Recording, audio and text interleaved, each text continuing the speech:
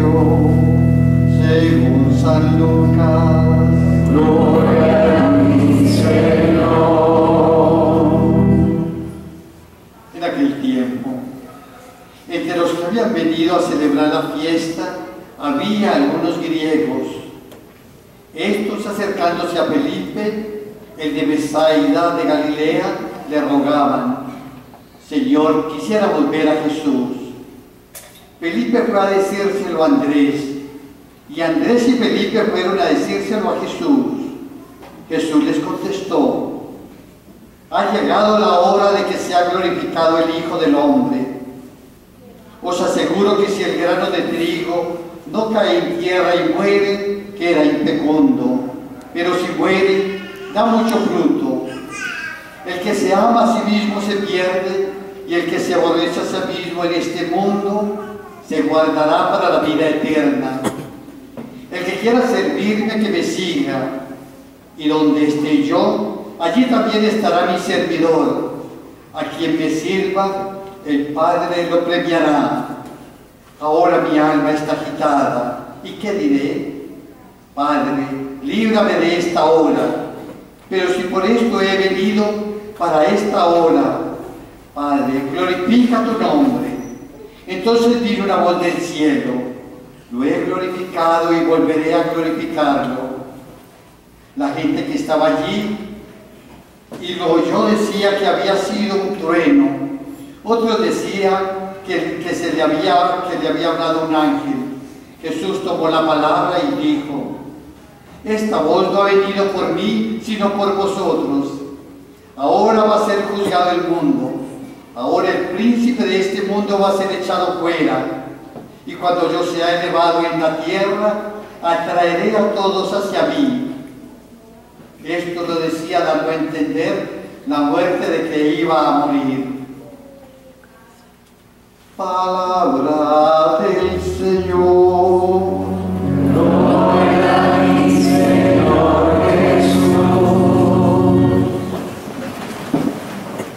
Ante las realidades de nuestra vida cotidiana,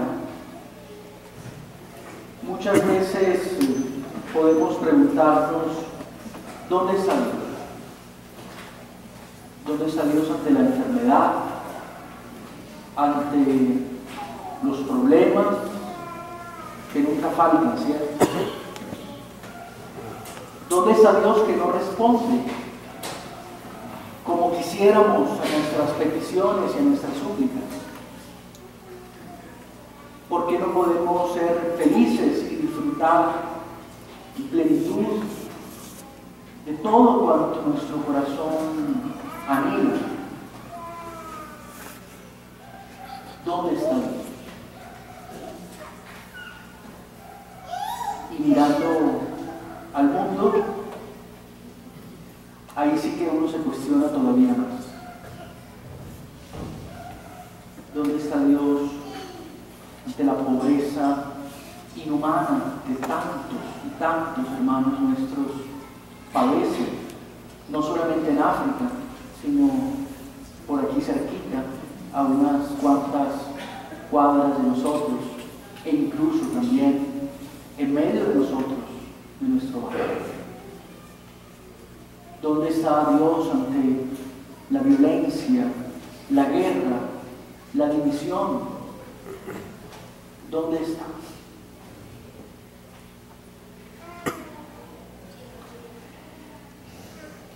¿Ustedes se lo han preguntado alguna vez? ¿No se han cuestionado nunca sobre esa apariencia de mal que parece apoderarse de la realidad de nuestras vidas y la realidad del mundo?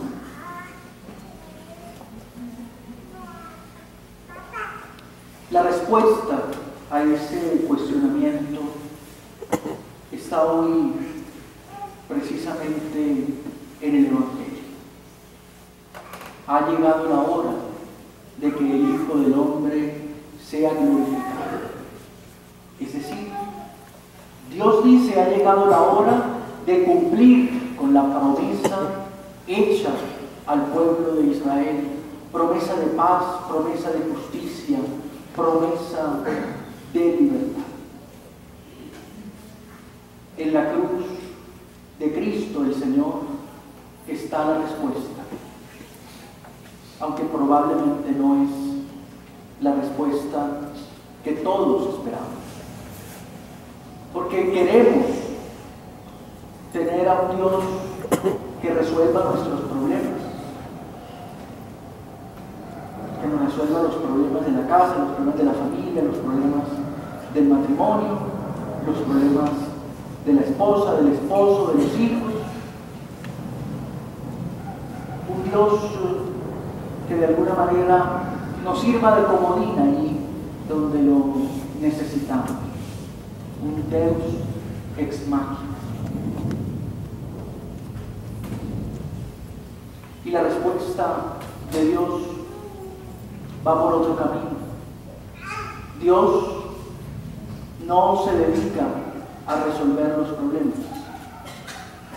Dios nos ayuda a que nosotros mismos lo resolvamos. Dios en Cristo, el Señor, nos lanza un mensaje, nos presenta un modelo de vida. En Cristo, el Señor, Dios nos dice que no es indolente ante nuestro sufrimiento, que no permanece de brazos cruzados, inactivo, sino que Él, en Cristo, ha asumido todo el sufrimiento de la humanidad. En Cristo ha asumido todo el pecado de la humanidad, toda la injusticia de la humanidad. Y la vida de nuestro Señor es un buen recuento de cómo Él carga con nuestra carga, toma sobre sí nuestra culpa, inmolándose en la cruz para la salvación nuestra. La respuesta de Dios no es entonces un yo hago, como si se tratara de un mago, de un artífice de deseos, de un, ¿cómo se llama? Los que aparecen en las lamparitas. Genio. Eso, Dios no es un genio de la lámpara. En Cristo el Señor, Él se presenta como el Dios que se compadece, el Dios que entra en la historia para sufrir con nosotros, para padecer con nosotros, para enseñarnos en ese padecimiento un camino nuevo de vida, un camino que supera los límites del dolor, los límites de esas realidades que atentan contra nuestra alegría y nuestra plenitud, para conducirnos a la luz nueva de la Pascua. Cristo que muere, Cristo que padece, es el mismo Cristo que después resucita. Por eso, ante los cuestionamientos que a veces podemos hacernos sobre la naturaleza de Dios, incluso sobre su existencia, sobre sus silencios aparentes, aprovechemos esa semana que se avecina para mirar a Cristo que pasa, a Cristo que sufre, a Cristo que se entrega, a Cristo que se dona a sí mismo por el bien de los demás, por el bien tuyo, por el bien mío. La Pascua, ¿qué significa? ¿Alguien sabe? Ustedes que saben griego y latín y han estudiado la Biblia más que yo. La Pascua significa el paso. ¿Y el primer paso cuál fue? ¿Cuál fue la primera paso? El primer paso fue el paso del pueblo de Israel en medio del Mar Rojo. Dios que abrió camino, por eso se llama el paso. Y después el pueblo judío celebra la Pascua, el día de su liberación. Es la fiesta que nosotros también celebramos al conmemorar la resurrección de Cristo, el Señor. Pidámosle a nuestro Dios que en esta Semana Santa, muerte, pasión, resurrección, nosotros podamos ver realmente el rostro de Dios que quiere transmitirnos ese mensaje de amor y de esperanza. Tú estás llamado también a hacer tu Pascua, a pasar, a atravesar el Mar Rojo, a superar los problemas que hoy aquejan tu vida, haciéndote partícipe de esa resurrección, de esa vida nueva que es Cristo el Señor. Yo creo que a los cuestionamientos sobre Dios hay que darles a veces un giro, porque a veces nos preguntamos ¿dónde está Dios ante la pobreza? ¿Dónde está Dios ante la injusticia? ¿Dónde está Dios ante esos problemas que en ese momento vivo en el matrimonio, en las relaciones de pareja? ¿Dónde está Dios en todo esto? ¿Por qué no escucha? ¿Por qué no actúa? ¿Por qué no hace? El giro es preguntarse lo que Dios piensa. Dios seguramente se preguntará: hijo, hija, ¿dónde estás tú? ¿Qué haces? ¿Dónde están mis discípulos? ¿Por qué no tomas las decisiones a la luz de mi palabra, de mi revelación, de mi manifestación de amor en Cristo, para que tu vida pueda ser nueva y corresponderse con ese proyecto de amor que yo tengo para ti? Ante tantas realidades de dolor, de muerte, de injusticia, muy seguramente Dios también se pregunta: ¿dónde están esos discípulos que un día prometieron ser proclamadores, testigos de la justicia de Dios? ¿Dónde están? ¿Dónde están esos que prometieron seguir a Cristo, príncipe de la paz, para construir en este país nuestro, cada día más fragmentado por la violencia, caminos de diálogo, caminos de concordia, caminos de perdón y de encuentro? ¿Dónde están esos constructores de paz?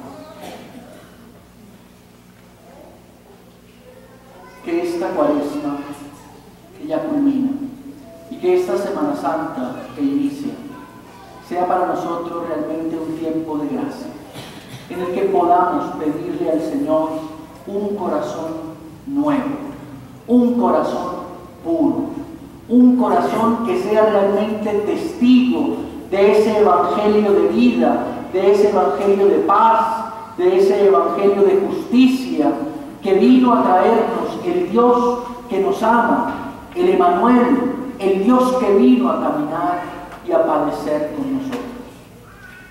Que nos dé un corazón no insensible, sino un corazón comprometido.